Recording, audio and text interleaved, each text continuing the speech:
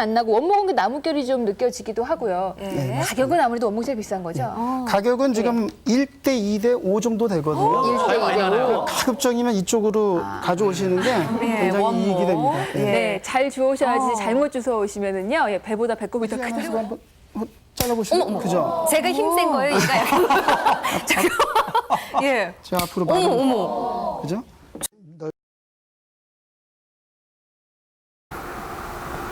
저희가 자주 사용하는 목재 두 종류를 보여드릴게요. 이게 자작합판이고, 이게 멀바우라는 목재입니다. 이거는 합판이고, 이거는 원목이죠.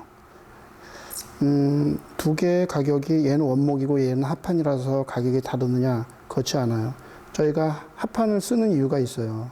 원목의 장점과 단점도 알고 합판의 장점과 단점을 알기 때문에 그렇죠. 이거 일반 합판이 아니라 자작합판은 고급 가구에 쓰는 나무예요. 어린이용 침대라든가. 합판의 유일한 단점은 요 옆에 접합면, 요게 단점이에요. 요것만 어떻게 마무리를 잘 해주면 물성은 이게 훨씬 좋습니다. 얘부터 치울게.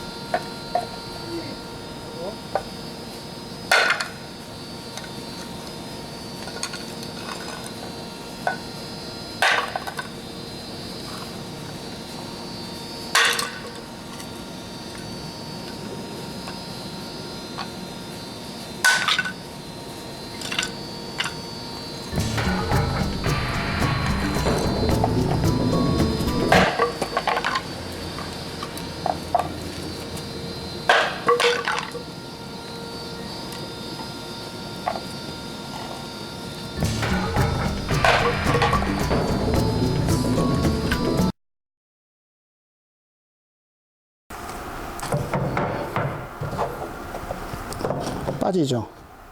이 안에서 원목이 수축 팽창을 하는 유격이 있어야만 이 나무가 휘지 않고 갈라지지 않고 터지지 않아요. 그래서 저희가 원목을 만든다 그러면 이런 구조로 해서 만들죠. 그만큼 원목이라는 것은 수축 팽창에 민감하기 때문에 자작합판을 적절하게 사용하는 게 오히려 소비자들한테 이익이 될 수 있습니다. 그렇지만 이렇게 작은 경우는 끼워 맞춤, 짜 맞춤을 만들기가 그렇게 하면 모양이 안 나오잖아요. 그리고 작으면 휨이 굉장히 미비하거든요. 휘더라도 잘 티가 나지 않아요. 그래서 저희는 이렇게 통판을 쓸 때 작은 조각은 그냥 통판으로 쓰지만 큰 조각을 쓸 때는 45도 절단하고 끼워 맞춤식으로 이런 식으로 제작을 하는 게 이게 정석이에요.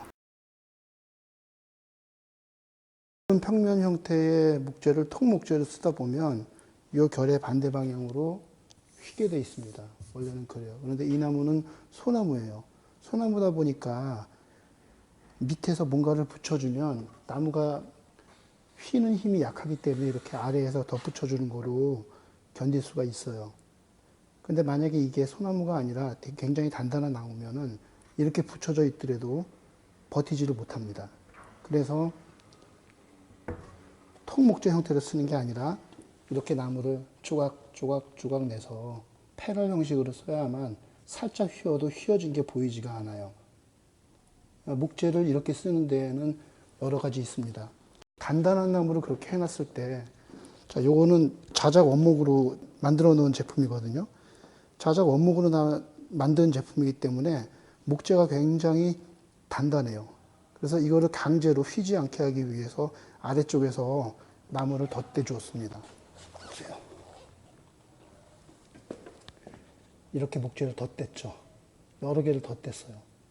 그런데도 나무가 워낙 단단한 나무다 보니까 그 휘는 힘을 이기질 못하고 보시면 나무가 살짝 휘어 있어요. 강한 나무는 그 휘는 걸 방지하기 위해서 덧대 주더라도 휘어요. 근데 만약에 휘는데 못 휘었다. 어떤 현상이 벌어지느냐. 여기 가운데가 쫙 갈라집니다. 이걸 쓸 때 가장 조심해야 될 부분들이에요.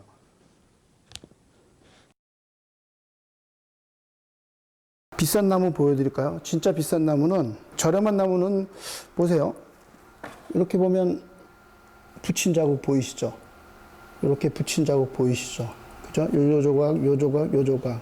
나무는 자작이지만 이렇게 표면에 붙인 자국들이 있습니다. 붙인 자국들 보이시죠? 요 나무 같은 경우에는 레드오크라는 나무거든요. 붙인 자국이 있는데 길게 붙였어요. 그래서 가로로 붙인 자국이 없어요. 이런 나무들이 비싼 나무인데요. 아까 망치로 쳤던 그 합판입니다. 자작합판 등급을 논할 때에는 이 사이에 들어가는 나무와 나무를 적층시켜서 접합할 때 사용되는 접착 성분이 들어가 있는데, 그게 얼마큼 친환경 재료를 쓰느냐에 따라서 본드의 등급이 달라져요. 뭐 E0, E1, E2 이렇게 얘기하는데, 이 재료 중에도 SE 제로라고 해서 캐나다나 미국 기준에 맞춘 제품들이 있어요. 저희가 사용하는 본드의 제품은 SE 제로 등급입니다. 뭐 이런 것들을 속일 수가 없는 게, 좁은 실내에 누워 있다 보면 본드 냄새가 나는지 안 나는지를 금방 알 수가 있어요. 친환경 페인트도 아닌 천연 페인트를 발라드리니까. 자작합판이라고 다 똑같은 자작합판이 아니에요. 자, 자작합판은 등급이 있습니다. 자작합판은 이 넓은 판을 얼마나 균일하게 만드느냐에 따라서 가격이 달라져요. 그럼 여기에 보면 패치라는 게 있어요. 쉽게 말하면 땜빵이라는 뜻인데, 땜빵 자국이 많은 게 뭐 몇 개가 있느냐 이거에 따라서 등급이 있어요. 그래서 일반 시중에서 쓸 수 있는 거는 SBB 등급이라고 패치가 서너 군데가 있어요. 요게 일반적으로 일반인들이 만나볼 수 있는 자작합판이고, 가구 공장에서 가장 많이 쓰는 겁니다. 자, 요걸 한번 뒤집어 볼게요. 자, 이렇게 앞뒤가 달라요. 이렇게 앞뒤가 다른 나무는 굉장히 저렴한 나무예요. 그럼 이렇게 색깔이 다른 게 있냐? 요거 말고 땜빵 자국이 있어요. 땜빵 자국 있는 거 한번 제가 보여드릴게요. 자, 자작합판입니다. 자작합판인데 쭉 나오다가 여기 하나 있죠. 요게 패치예요. 네, 쉽게 말하면 땜빵. 그래서 요게 뒤쪽에 여기도 하나 있고 요쪽도 하나 있고. 자, 저희가 사용하는 최고 등급 보여드릴게요. 보시면은 미려합니다. 그죠? 큰 걸로 한 판으로 보는 것 같은 그런 느낌이에요. 그래서 더 원목 같아 보이고 패치라든가 어떤 자죽이 없어요. 그 뒷면은 어떠냐? 뒷면 보여드릴게요. 뒷면도 패치가 없어요. 이런 등급을 써야지 최고의 목재를 사용하는 겁니다. 다 자작합판이라고 해서 똑같은 합판이 아니에요. 이 정도의 그 미려함을 갖고 있고 전면이 원목 같아 보여야만 그게 진짜 비싼 자작 합판이 되는 거예요. 저희는 이런 자재를 씁니다.